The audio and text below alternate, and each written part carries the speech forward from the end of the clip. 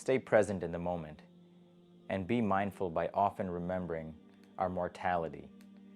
This life is a beautiful gift. Start living now and stop stressing.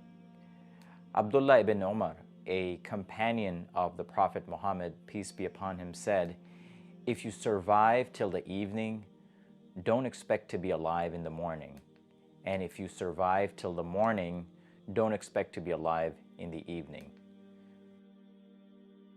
The Prophet Muhammad, peace be upon him, advised to often remember the destroyer of pleasure, referring to our graves, our ultimate home, whether we like it or not. You know, the topic of death does not have to be a morbid one, but rather allow us to use our present time wisely, more productively, more meaningfully. You know, prior to my mother's loss last year, of course, I knew people die, but losing your own mother left a powerful impact on me. I recall talking to her one day at the hospital and thinking everything is fine, to next day all of a sudden seeing her at the ICU on a ventilator, to being told she only has 24 hours to live, to burying her in her grave. And all these events left me no doubt that death is inevitable and real. The Quran in chapter 6, which is Surah An'am, God says, specifically talking to the reader, He's the one who created you from clay and specified a term for your death and another fixed time known only to Him, yet you continue to doubt? Meaning many of us doubt our mortality, doubt the existence of a creator. A friend of mine who I used to play tennis with, last year passed away.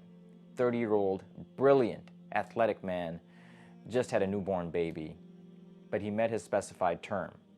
It was his time to go. Another family friend in her late 20s, unannounced, had an asthma attack and met her specified term, only said by the Almighty. So we can't guarantee ourselves to live the next year or 5 years and continue to stress about the future.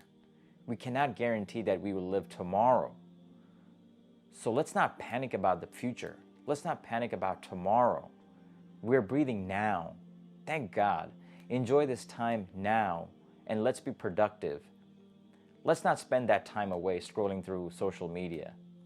Now, I guarantee that nobody in their deathbed ever says, "I wish I could have spent more time on social media, watching more TV shows, or stressing more about my work." Nobody regrets wishing they should have stressed more in this world about worldly stuff while they're in their deathbed. My mother, just days before her passing, when she thought she was doing fine, she was in the hospital but was going to get discharged to go to a rehab. She was not thinking that she will die the next day. She assumed that life will go on.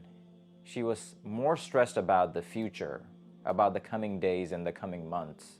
She was worried about the electric bill that she forgot to pay. She kept reminding me to pay that electric bill because she did not want to return home with her power shut off. That was her stress. She was not present in the moment. She was more worried about the future. She died a few days after that conversation, and I miss her.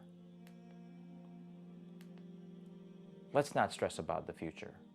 I ask myself often, if life was to come to an end this afternoon for me, or this evening, what do I wish I could have done more of in this life? And my wish would have been that making sure I have kept up my 5 daily prayers. I gave my children and my wife as much love as I could have. I have left behind good knowledge that can benefit others.